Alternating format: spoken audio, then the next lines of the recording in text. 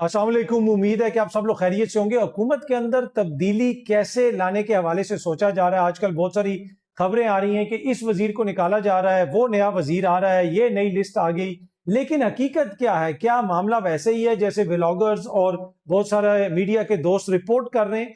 कुछ चीजें वैसी नहीं है। मैं वो इंफॉर्मेशन आपसे शेयर करूंगा, और आपको पता है मैं बहुत कम अपने व्लॉग्स के अंदर इंफॉर्मेशन शेयर करता हूं, लेकिन मैं काफी दिनों से ये मसलसल सुन रहा था कि ये मिनिस्टर आ रहा है, वो मिनिस्टर जा रहा है। तो फिर अब मैंने फैसला किया कि जो इन्फॉर्मेशन मेरे पास है वो मैं आपसे शेयर करूंगा, और जिसका मैंने पहले भी अर्ज किया कि शायद अभी तक ये इन्फॉर्मेशन कहीं पे भी रिपोर्ट नहीं हुई है। अच्छा, अब कौन कौन सा मिनिस्टर आ रहा है इसके हवाले से मुख्तलिफ लिस्टें आपने देखी होंगी। असल स्टोरी क्या है?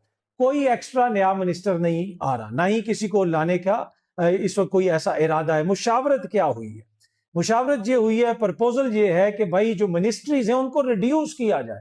यहाँ पे जो कहा जा रहा है ना जी, इतने नए मिनिस्टर आ रहे हैं, नए चेहरे आ रहे हैं, ऐसी बात नहीं है। असल इशू ये है कि मिनिस्ट्रीज को रिड्यूस करने की बात हो रही है, और कहा यह जा रहा है कि इनका जो नंबर है वो 20 से नीचे लाया जाए। खाम खा के खर्चे हैं, इतनी ज्यादा मिनिस्ट्रीज की क्या जरूरत है? अगर बात की जाए प्रपोजल्स की, तो अगर जिस तरह मिनिस्ट्री ऑफ डिफेंस है जो ख्वाजा आसिफ साहब के नीचे है, आप डिफेंस मिनिस्ट्री को ले लें, डिफेंस प्रोडक्शन को ले लें और मैरीटाइम, इन तीनों मिनिस्ट्रीज को मिला के एक मिनिस्ट्री बनाने की बात हो रही है। जो प्रपोजल अब ऐसा होगा या नहीं होगा, और इनको कहा जाएगा फिर डिफेंस अथॉरिटी, और उसके ऊपर एक जो है मिनिस्टर हो जाए या सीनियर मिनिस्टर हो जाए, या कोई इसका इख्तियार किसी गैर सियासी शख्सियत के पास हो। लेकिन जो प्रपोजल डिस्कस हुए हैं वो मैं आपके साथ शेयर कर रहा हूं।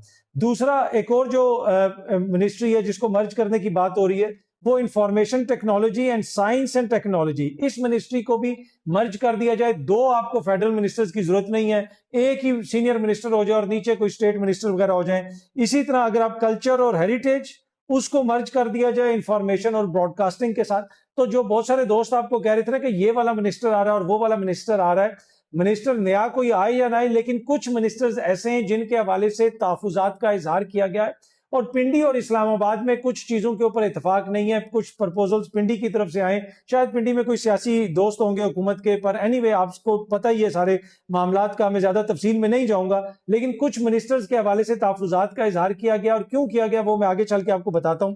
अच्छा, कल्चर और हेरिटेज की जो मिनिस्ट्री है उसको जम करके एक मिनिस्ट्री बना दिया जाए इंफॉर्मेशन एंड ब्रॉडकास्टिंग के साथ।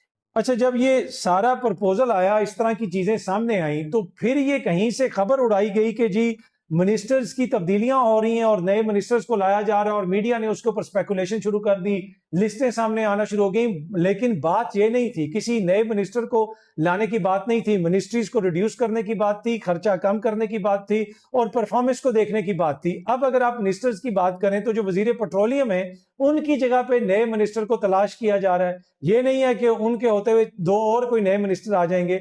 अब इसमें एक तासुर ये भी है कि जो डिफेंस मिनिस्टर हैं शायद उनको पेट्रोलियम मिनिस्टर बना दिया जाए। लेकिन इस वक्त जिस वक्त मैं आपके साथ ये इंफॉर्मेशन शेयर कर रहा हूं, ये सारा अमल रुक चुका है। रुक क्यों चुका है? इसलिए कि जब वो मीडिया में खबरें आई और लोगों ने जनाब कहना शुरू कर दिया मुझे भी मिनिस्टर बनाए, इसने भी अप्रोच शुरू कर दी, उसने भी अप्रोच शुरू कर दी, और बाकायदा नून लीग की क़यादत से लोगों ने अप्रोच करना उनको शुरू कर दिया।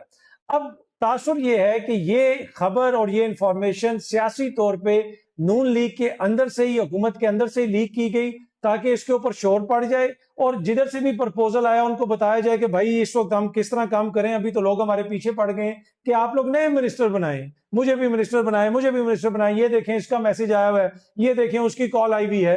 तो इस वजह से ये सारा अमल रुक गया है। अच्छा, अब जो मिनिस्टर्स हैं जिनके हवाले से तहफुजात हैं, उनकी अगर आप बात करें तो जो पेट्रोलियम मिनिस्टर हैं, मेरे ख्याल में जो मेरे पास इंफॉर्मेशन आई है कि उनकी उन जगह किसी और को तलाश किया जा रहा है। एक तासुर ये भी है कि ख्वाजा आसिफ साहब को जो है वो पेट्रोलियम मिनिस्टर बना दिया जाए। अगेन वो फिर जो है प्रॉब्लमेटिक हो सकता है। एक और जो मिनिस्टर हैं जिनका मामला डिस्कस हुआ वो है हनीफ अब्बासी साहब, उनका मामला भी डिस्कस हुआ। इसी तरह जो इंफॉर्मेशन मिनिस्ट्री है, अता तारड़ साहब, उनके हवाले से आप खबरें सुन रहे थे कि जी उनको हटाया जा रहा है और बैरिस्टर अकील मलिक साहब आ रहे हैं। फिलहाल ऐसा कुछ नहीं होगा। हाँ, अता तारड़ साहब के हवाले से कुछ लोग जो हैं, और वो पिंडी इस्लामाबाद में उनके जो भी सियासी दोस्त हैं, जो भी लोग हैं, कुछ लोग उनकी हमायत में, और कुछ लोगों का ये ख्याल है कि अता तारड़ साहब की जो मिनिस्ट्री है وہ اس طرح بیانیاں نہیں بنا سکی. اگر آپ دیکھیں تو کوئی کاؤنٹر پولیٹیکل نیریٹو نظر نہیں آیا, تو کہیں نہ کہیں فیلئر ہے. لیکن کہیں پہ یہ خیال ہے کہ نہیں جی انہوں نے بڑا اچھا کام کیا ہے اور ان کو کیری آن کرنا چاہیے. اسی طرح جس طرح میں نے آپ کو بتایا کہ جو ڈار صاحب ہیں فورن منسٹر, ان کے حوالے سے بھی تحفظات کا اظہار کیا گیا ڈسکشن میں, اور ان کی جگہ پہ تاثر یہ ہے کہ جی کسی ایسے بندے کو لایا جائے جس طرح نگران سیٹ اپ کے اندر جو بندہ تھا کوئی پروفیشنل قسم کا, یا پھر عین ممکن ہے کہ کوئی سیاسی بندہ جو ہے اس سے بھی رابطہ کیا گیا ہو. جو میری اطلاعات ہیں کہ شاید بلاول بھٹو زرداری کو بھی اپروچ کیا گیا ہو کہ آپ جو ہے وہ فورن منسٹر بن جائیں, لیکن انہوں نے انکار کیا ہے جو مجھے پتا چلا ہے. اور اسی وجہ سے جو ہے اب کوئی ایسا بندہ جو کوئی ٹیکنوکریٹ ٹائپ ہو اس کو لگا دیا جائے. اب یہ کب تک ہوگا کب تک نہیں ہوگا, جو خبر اڑا دی گئی ہے اور جس طریقے سے میڈیا میں اس کے اوپر ڈسکشن شروع کروا دی گئی ہے, اس کی وجہ سے بہت سارے جو ہیں وہ معاملات رک گئے ہیں, اور اس کے اوپر تاثر یہی ہے کہ یہ ایک سیاسی چال تھی اور سیاسی طریقے سے اس خبر کو اڑایا گیا تاکہ اس معاملے کو کھٹائی میں ڈالا جا سکے. اچھا, ڈار صاحب کی جو منسٹری ہے اس کے حوالے سے میں نے آپ کو کہا کہ ڈسکشن ہوئی ہے, اس میں کچھ ایسے معاملات ہیں جن کے حوالے سے ان ایز ہے. ایک آدھے کسی سفیر کو جس طریقے سے فارغ کیا گیا اس کے اوپر بھی بات چیت ہوئی ہے کہ اس سفیر کو ایسے فارغ نہیں کیا جانا چاہیے تھا, اور اس طرح کے جو معاملات ہیں وہ ڈسکس ہوئے ہیں. اچھا, اس کے ساتھ ساتھ جو فورن منسٹری ہے اس کے حوالے سے کہا جا رہا ہے, جس طرح میڈیا میں رپورٹ ہو رہا ہے کہ جی محسن نقوی صاحب کو دے دی جائے گی اور وہ اپنی وزارت داخلہ چھوڑ دیں گے, اور وزارت داخلہ جو ہے وہ چلی جائے گی رانا ثناء اللہ کے پاس. وہ مجھے ہوتا ہوا نظر نہیں آ رہا. جو میرے پاس انفارمیشن ہے, جو میرے ذرائع نے بتایا کہ ایسا کچھ نہیں ہوگا. سی ڈی اے والے باقی جتنے بھی لوگ ہیں جو وزارت داخلہ کے نیچے ہیں وہ سکون کریں, محسن نقوی صاحب کہیں نہیں جا رہے, انہوں نے ادھر ہی رہنا, جو مجھے بتایا گیا ہے میری سورس نے. اور عین ممکن ہے کہ جو بعد میں ویسا نہ ہو جیسا مجھے بتایا گیا, سم ٹائم جو مختلف چیزیں چل رہی ہوتی ہیں, کیونکہ یہ وہ سارا اس وقت پروسیس ہے کہ جہاں پہ ڈسکشنز ہو رہی ہیں, جہاں پہ بات چیت ہو رہی ہے, تو یہ ساری چیزیں بھی حتمی ہونی ہیں. لیکن وزارت خارجہ جو ہے وہ یہ تو ہو سکتا ہے کہ وہ محسن نقوی ساتھ ان کو وہ بھی دے دی جائے, لیکن وزارت داخلہ جو ہے مجھے فی الحال ان سے جاتی ہوئی نظر نہیں آ رہی ہے. لیکن وزارت خارجہ کے حوالے سے ایک دو اور منسٹریز کے حوالے سے جو میں نے آپ کو بتایا ہے کہ یقیناً اس کے حوالے سے تحفظات ہیں اور چیزیں ڈسکس ہوئی ہیں, اور پنڈی اور اسلام آباد میں کچھ چیزوں کے اوپر اختلاف ہے. اچھا, ایک اور تاثر بھی ہے کہ وزیر اعظم شہباز شریف صاحب کو بتایا تو سب کچھ جاتا ہے اور یس بھی ہو جاتا ہے, لیکن سب کچھ اس طرح پھر ہوتا نہیں ہے.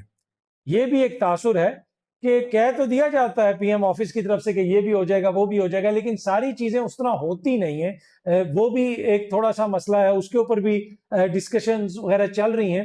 تو بیسک اور جو مین سٹوری ہے وہ یہ ہے کہ وزارتوں کے اندر کوئی انکریز نہیں ہونے جا رہا.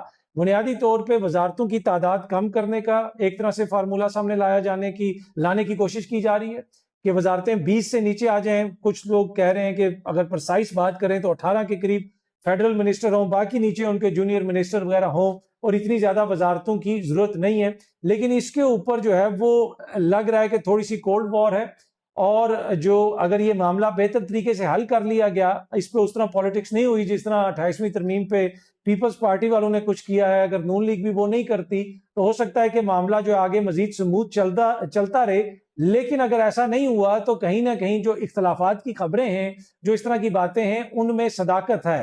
اور میں نے آپ کے ساتھ یہ انفارمیشن شیئر کر دی کہ کوئی نئے منسٹر لانے کی بات نہیں ہو رہی, کابینہ کو بڑھانے کی بات نہیں ہو رہی. اصل جو بحث ہے وہ کیا ہے وہ میں نے آپ سے شیئر کر دی کہ منسٹریز کو کم کرنا ہے, پرفارمنس کو بہتر کرنا ہے, اور اس حوالے سے جو تحفظات ہیں وہ ان کا برملا اظہار کیا جا رہا ہے, اور یہ ساری چیزیں ڈسکس ہوئی ہیں. اب ان کے اوپر کب تک عمل درآمد ہوتا ہے اور کب تک عمل درآمد نہیں ہوتا وہ پھر آنے والے دنوں میں پتہ چلے گا. لیکن جو لوگ آپ کو خبریں دے رہے ہیں کہ اتنے منسٹر آ گئے اور یہ وہ منسٹر ہے اور وہ منسٹر ہے, فی الحال وہ نہیں ہے. جو اصل سٹوری ہے جو مجھ تک جو پہنچی ہے وہ میں نے آپ کے ساتھ شیئر کر دی. اچھا, ویسے اگلی سٹوری دیکھیں تو یہ سامنے آپ دیکھ سکتے ہیں, دنیا نیوز رپورٹ کر رہا ہے کہ محسن نقوی کا بوئنگ ہیڈ کوارٹر کا دورہ, پی آئی اے کے لیے 16 نئے طیاروں پر پیش رفت. اب مسئلہ یہ کہ پی آئی اے ہم نے بھیج دیے, تو ابھی بھی ہمارے وزیر داخلہ جو ہے وہ کس لیے پی آئی اے کے سٹاف کو ساتھ لے کے وہاں پہ جا رہے ہیں. اب ہم نے ان کو بھیج دی ہے, وہ جانے, ان کا کام جانے. ہم نے تو اپنے آپ سے جان چھڑائی ہے نا, یعنی ٹیکس پیئرز کی منی اس کے اوپر خرچ نہ ہو. پر اینی وے, اگر آپ اس خبر کی تفصیل دیکھیں تو ملاقات میں پی آئی اے کے 16 نئے طیاروں کی خریداری کے بہترین آپشنز پر تفصیلی بات چیت کی گئی, اور بہترین ڈیل کو جلد از جلد حتمی شکل دینے پر اتفاق کیا گیا. وفاقی وزیر داخلہ نے پی آئی FIA کے لیے نئے طیاروں کی جلد خریداری میں تعاون کی یقین دہانی پر بوئنگ گلوبل کے صدر کا شکریہ ادا کیا اور طیارہ سازی کی صنعت میں بوئنگ کمپنی کے کلیدی کردار کو سراہا۔ تو اس میں آپ وزیر داخلہ کا کیا کام ہے؟ اور اسی طرح کی خبروں کی وجہ سے بہت سارے لوگ کہتے ہیں جی ان کو وزیر خارجہ بنایا جا رہا ہے، لیکن جس طرح میں نے آپ کو بتایا کہ فی الحال وہ معاملہ مجھے اس طرح نظر نہیں آ رہا، اگر وہ ہوگا بھی تو داخلہ کہیں نہیں جا رہی، داخلہ فی الحال انہی کے پاس ہے۔ باقی جو جس طریقے سے معاملات وزارت خارجہ میں چلائے جا رہے ہیں اس پہ تحفظات کا اظہار کیا جا رہا ہے، ویسے ہی جب معاملات وزارت خزانہ میں ایک زمانے میں چلائے جاتے تھے اور کچھ چیزوں کے اوپر تحفظات کا اظہار کیا جاتا تھا، آج کل اس طرح کے تحفظات جو ہیں وہ وزارت خارجہ کے حوالے سے ان کا اظہار ہو رہا ہے۔ اچھا، اگلی جو خبر ہے وہ مولانا فضل الرحمان صاحب کے حوالے سے ہے۔ کراچی بار نے مولانا فضل الرحمان صاحب کے بیان کے اوپر ایک مذمتی بیان جاری کیا تھا، لیکن اب انہوں نے اپنا مذمتی بیان واپس لے لیا۔ یہ سامنے آپ دیکھ سکتے ہیں، ایکسپریس نیوز بھی رپورٹ کر رہا ہے فضل الرحمان کا بیان توہین آمیز نہیں تھا، کراچی بار نے مذمتی قرارداد واپس لے لی۔ تو جناب وہ جو کل قرارداد آئی تھی، وہ پرسوں آئی تھی، وہ کل جو ہے واپس ہو گئی ہے، اور انہوں نے کہا جی ہم نے اب پورا بیان دیکھا ہے اور ہم نہیں سمجھتے کہ اس کے اندر کوئی ایسی چیز ہے کہ اس کی مذمت کی جائے۔ باقی حکومت کی طرف سے بھی اس کے اوپر بیانات وغیرہ آ رہے ہیں، آگے سے مولانا کی جو جماعت ہے وہ بھی اس کے اوپر بیانات وغیرہ دے رہی ہے، لیکن یہ ایک امپورٹنٹ پیش رفت ہے کہ ایک بڑی جو بار ہے انہوں نے پہلے مذمت کی اور بعد میں انہوں نے کہا کہ جب ہم نے پورا بیان دیکھا، اس کا سیاق و سباق دیکھا، تو ہم نہیں سمجھتے کہ اس میں کوئی ایسی چیز ہے کہ جس کے اوپر مذمت کی جائے، تو انہوں نے اپنی قرارداد واپس لے لی ہے۔ اچھا جی، اگلی جو سٹوری ہے وہ امریکہ اور ایران کے حوالے سے ہے، اس میں بڑی امپورٹنٹ پیش رفت ہے، آلدو کہ ابھی لگ رہا ہے ایسے کہ جنگ وغیرہ شروع ہوئی بھی ہے، لیکن امریکہ بھی کوشش کر رہا ہے کہ معاملات کو سلجھایا جائے، اور اس کے اوپر اب کھل کر امریکی جو ایڈمنسٹریشن کے لوگ ہیں وہ یہ کہہ رہے ہیں کہ اسرائیل امریکہ کو مذاکرات کے راستے سے ہٹانا چاہتا ہے۔ اسرائیل نے امریکی رائے بدلنے کے لیے بھاری رقم خرچ کی۔ اسرائیلی مہم کے باوجود امریکی مفاد کو ترجیح دوں گا، امریکی نائب صدر JD وینس نے یہ کہا ہے۔ تو اب امریکہ کے اندر بھی ایک یہ سوچ پائی جاتی ہے کہ یہ سب کچھ اسرائیل کی وجہ سے ہو رہا ہے اور ہم نے اس کا اعلیٰ کار نہیں بننا، لیکن جو ایران کا کنڈکٹ ہے اس کے اوپر بھی کافی زیادہ تحفظات کا اظہار کیا جا رہا ہے کہ چیزوں کو سلجھانے کے بجائے لگتا ایسے ہے کہ ایران کے اندر بھی کچھ ایلیمنٹس ایسے ہیں جو چیزوں کو الجھا رہے ہیں۔ اچھا، اگلی جو سٹوری ہے وہ ایچسن کالج کے حوالے سے ہے۔ ان کا ایک بیان، یعنی ایچسن کالج کی انتظامیہ کا ایک بیان بہت زیادہ وائرل ہوا ہے، میں دیکھ رہا تھا مختلف لوگوں نے سوشل میڈیا پہ شیئر کیا ہوا تھا، جس میں بنیادی طور پہ یہ کہا گیا ہے کہ اعزازات اور قائدانہ جو عہدے ہیں ان سے متعلق پالیسی، اور اس میں جو پرنسپل صاحب ہیں یا انتظامیہ ہیں انہوں نے یہ کہا ہے کہ بھائی محترم والدین، جیسا کہ آپ بخوبی جانتے اور سمجھتے ہیں کہ ایچسن کالج میں دیے جانے والے تمام اعزازات، رنگ یعنی کلرز، تعریفی اسناد اور قائدانہ عہدے صرف اور صرف طالب علم کی کارکردگی کی صلاحیت اور میرٹ کی بنیاد پر دیے جاتے ہیں۔ بطور پرنسپل میں تمام والدین سے درخواست کرتا ہوں کہ وہ کالج کے نظام اور اس کے طریقہ کار پر اعتماد رکھیں اور ان فیصلوں میں مداخلت کرنے یا کسی بھی طرح اثر انداز ہونے کی کوشش نہ کریں۔ اگر کسی بھی والدین کی جانب سے ایسے معاملات میں مداخلت یا اثر و رسوخ استعمال کرنے کی اطلاع موصول ہوئی تو متعلقہ طالب علم کے خلاف سخت کارروائی کی جائے گی اور اسے ایچسن کالج میں کسی بھی قائدانہ عہدے کے لیے نااہل قرار دے دیا جائے گا۔ ہم چاہتے ہیں کہ ہمارے طلباء اپنی محنت، مستقل مزاجی استقامت کے ذریعے کامیابی حاصل کریں، نہ کہ خود کو خصوصی مراد کا حقدار سمجھیں۔ انہوں نے کہا کہ بھائی اپنے جو ہے وہ محنت سے طالب علم بنے، آگے آئیں۔ لگ رہا ہے ایسے ہے کہ جو بااثر لوگ ہیں جن کے بچے، آپ کو پتہ ہے زیادہ تر بااثر لوگ ہیں جن کے بچے پڑھتے ہیں ایچسن کالج میں، اور وہ اپنے بچوں کو کالج کے اندر پوزیشنز دلوانے کے لیے، کوئی پریفیکٹ ہوتا ہے یا ہیڈ بوائے ہوتا ہے، جو بھی اس قسم کی چیزیں ہوتی ہیں، ان کو وہ چیزیں دلوانے کے لیے جناب وہ اس حوالے سے کوئی سفارشیں وغیرہ کر رہے ہیں، اور اس سے لگتا ہے کہ ایچسن کالج بھی تنگ آ گیا اور وہ یہ کہہ رہا ہے کہ ایسا نہیں ہونا چاہیے۔ یہ ایک بہت بری عادت ہے ہمارے معاشرے کے اندر کہ بھائی ہر جگہ پہ سفارش کرانی ہے اپنے بچے کے لیے، اپنے کام کے لیے، اور کوشش یہ کرنی ہے کہ بھائی کسی نہ کسی طریقے سے بس ہمارا کام ہو جائے، میرٹ جائے بھاڑ میں، بس ہمارا بچہ آگے نکل جائے۔ میں آپ کو ایک چھوٹی سی مثال دیتا ہوں، ادھر ایچسن کالج میں کیا ہوا ہے مجھے نہیں پتا۔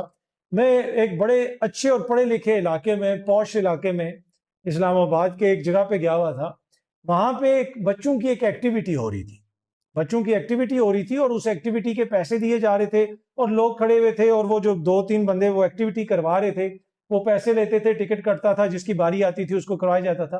یقین کیجئے میں ادھر تقریباً آدھا گھنٹہ کھڑا رہا، میرے ساتھ کوئی بچے تھے، کوئی فیملی آئی بھی تھی، ان کے بچوں کو لے کے گیا ہوا تھا، اور یہ میں کچھ سال پہلے کی بات کر رہا ہوں۔ تو جناب ادھر پڑھے لکھے لوگ بڑی بڑی گاڑیوں میں بڑے بڑے ماڈرن انگلش بولتے وہ آئیں، یہ بھائی میرے بیٹے بچے کو ہاں ہاں کرا دیں، ہم نے جانا ہے دراصل آج نا اس کی دادی کا یہ ہے، دوسرا کہ کہے گا وہ ہم نے جانا ہے، اور بھائی جانا ہے تو جاؤ، لے جاؤ اپنے بچے کو۔ مجھے اتنی چڑ چڑھ رہی تھی کہ یہ کتنی گندی تربیت کر رہے ہیں اپنے بچوں کی، کہ اس کو اپنی باری کا انتظار کروانے کے بجائے یہ پڑھے لکھے سو کالڈ جو لوگ ہیں اپنے بچے کو آگے گھسا رہے ہیں اور ان کو کہہ رہے ہیں جی ہمارے بچے کو یہ پہلے کروا دو۔ کیوں؟ تمہارا بچہ سونے کا بنا ہوا ہے؟ یہ وہ چیز ہے، یہ وہ گندی عادتیں ہیں جو بچپن سے ہم اپنے بچوں میں ڈالتے ہیں، نہ ڈسپلن ہے، نہ کسی قسم کی جو ہے وہ آپ نے کیو بنانی ہے، لائن بنانی ہے، اور پھر کہتے ہیں جی وہ یہ ہو گیا وہ ہو گیا۔ نہیں، بچوں کا قصور نہیں ہے۔ میں نے آپ کو ایک دفعہ پہلے بھی اپنے ولاگ میں کہا تھا، دنیا کا کوئی بچہ بدتمیز نہیں ہوتا، والدین بد تہذیب ہوتے ہیں۔ تو اتنے بد تہذیب ہیں ہم لوگ کہ ہم اپنے بچوں کو تمیز نہیں سکھا سکتے۔ بچوں کا قصور نہیں ہے، ہر جگہ پہ لکھا ہوتا ہے صفائی نصف ایمان ہے، اور لائن بناؤ یہ کرو۔ اسکول کے بعد آپ چلے جائیں تو ہر بندے نے گاڑی ایسے کھڑی کی ہوتی ہے کہ پوری ٹریفک بلاک ہوئی ہوتی ہے۔ تو ایسے بدتمیز پیرنٹس کے بچے کیسے اس معاشرے کے اندر کوئی اپنا امپورٹنٹ کردار ادا کر سکیں گے؟ برا لگ رہا ہوگا، بہت سارے لوگ جو سن رہے ہوں گے وہ بھی یہ کرتے ہوں گے، لیکن یہ ہمارا اصل چہرہ ہے، ہم سب ایسے ہی ہیں۔ جب تک ہم اس کو ریئلائز نہیں کریں گے تو چیزیں بہتر نہیں ہوں گی۔ بہت جلدی آپ سب دوستوں سے دوبارہ ملاقات ہوگی۔ Thank you very much.